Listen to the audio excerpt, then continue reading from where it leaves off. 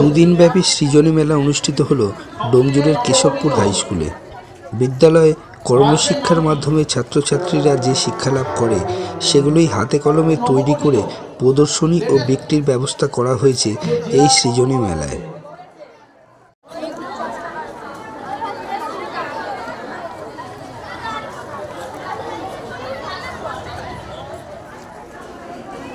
সৃজনী মেলায় উপস্থিত হয়ে স্মার্ট ক্লাসরুমের প্রতিশ্রুতি দিলেন ডোমজুর পঞ্চায়েত সমিতির পূর্ত কর্মাধ্যক্ষ সুবীর চ্যাটার্জি। উপস্থিত ছিলেন শিক্ষা কর্মাধ্যক্ষ জয়দীপ বর্মন, রুদ্রপুর পঞ্চায়েত প্রধান অঞ্জন ঘুঘু, উপপ্রধান জানে আলম মল্লিক গোড়া, পঞ্চায়েত সমিতির সদস্য শম্পা পাল, বিদ্যালয় পরিচালন সমিতির সভাপতি বিশ্বজিৎ পাল প্রমুখ। কোনো স্কুলে এরকম কোনো কর্মসূচি গ্রহণ করে না।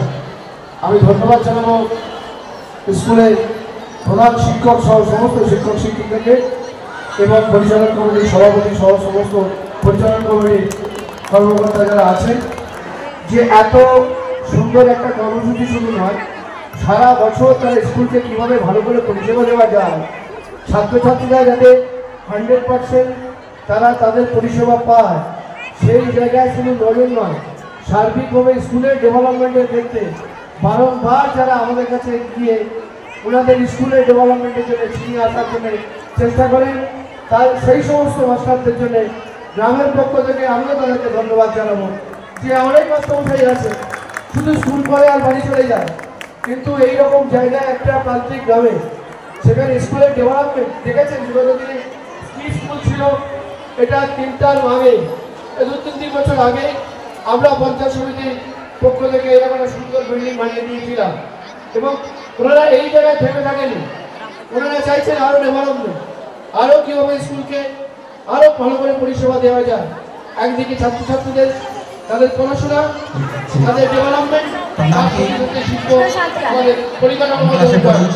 আমি থ্যাংকস জানাই। আমার কাছে ওনারা সকাল একটা আবেদন করেছেন, পঞ্চায়েত সমিতি আমাদের সম্ভব আমাদের বলেছেন স্মার্ট ক্লাসরুম। আমি আজকে এইখান থেকে কথা দিলাম, আপনারা স্মার্ট ক্লাসরুম পাবেন। আপনারা আপনাদের ডিমান্ড আমরা নিশ্চয়ই পঞ্চায়েত সমিতির পক্ষ থেকে পূরণ করব। তাই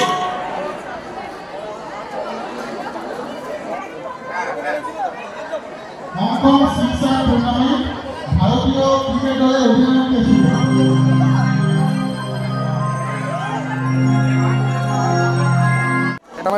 নবগঠিত লেটেস্ট যে জেলা গঠন করা হয়েছে। সৃজনী মেলার গুরুত্ব সম্পর্কে জানালেন কেশবপুর হাই স্কুলের প্রধান শিক্ষক দীপঙ্কর দাস এবং বিদ্যালয় পরিচালন সমিতির সভাপতি বিশ্বজিৎ পাল।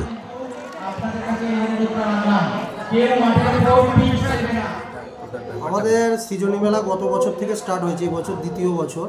এটা মূলত উদ্দেশ্য হচ্ছে শিক্ষার্থী সপ্তাহ যেটা পালন হচ্ছে আমাদের, সেখানে বাচ্চারা যেটা সারা বছর ওয়ার্ক এডুকেশন আর্ট অ্যান্ড ক্রাফটের কাজগুলো শেখে, সেটাকেই একটা আমরা প্রদর্শনী আকারে রাখতে চেয়েছি এবং অভিভাবক অভিভাবিকা যারা আসছে বা এলাকাবাসী যারা রয়েছে তারা যাতে তাদের প্রদর্শনী দেখে এবং স্বল্প মূল্যে সেটা সংগ্রহ করে তাদের উৎসাহ দেয়, যাতে ভবিষ্যতে তারা স্বনির্ভরতার পাঠ গ্রহণ করতে পারে। আর দ্বিতীয়ত হচ্ছে তারা যদি এই সৃজনী মেলায় যে জিনিসগুলো তৈরি করছে, এতে তাদের ক্রিয়েটিভিটি যেটা ব্যাপার থাকে, সৃজনাত্মক কাজ, পড়াশোনার একঘেয়েমি থেকে একটু মুক্ত হয় তারা এই সমস্ত কাজের মাধ্যমে। এটাই মূল উদ্দেশ্য। কেশবপুর হাই স্কুলের সৃজনী মেলার এটা 2য় বর্ষ। 2য় বর্ষের সৃজনী মেলা ছাত্রছাত্রীদের উৎসাহিত করা এবং শিক্ষকদের যে অক্লান্ত পরিশ্রম সেগুলো তাদের মানুষের সামনে যাতে প্রদর্শিত হয় তার ব্যবস্থাপনা করা এবং ছেলে মেয়েদের উৎসাহ প্রদান করা। আমরা সৃজনী মেলার মাধ্যম দিয়ে ছেলেদের যে কর্মক্ষমতা, সেই কর্মক্ষমতা যাতে বৃদ্ধি পায় সেটার চেষ্টা করে চলেছি, যাতে আমাদের মতো যারা পরিচালন সমিতিতে আছি সেই পরিচালন সমিতির সঙ্গে সঙ্গে শিক্ষকদের সহযোগিতা ছাড়া এই সৃজনী মেলা করা আমাদের পক্ষে সম্ভব নয়। আমরা অভিভাবকদের মতামত নিয়ে পরিচালন কমিটি এবং শিক্ষক এবং ছাত্রছাত্রীদের নিয়ে এই সৃজনী মেলা আমরা করে চলেছি তোর নাম কি? সাঁতরা কোন ক্লাসে পড়িস? তোর উত্তরটা? অসম। এখানের প্রাইমারি সেকশনে ছাত্রছাত্রীদের জন্য পানীয় জল ব্যবস্থার উদ্বোধনও এদিন করা হয়। সে তো খুব ভালোই। তো কেশবপুরে হাই স্কুলের এই প্রোগ্রাম সৃজনী মেলা, মানে এইটা নিয়ে 2 বছরে পা দিলাম, 2 বছরে।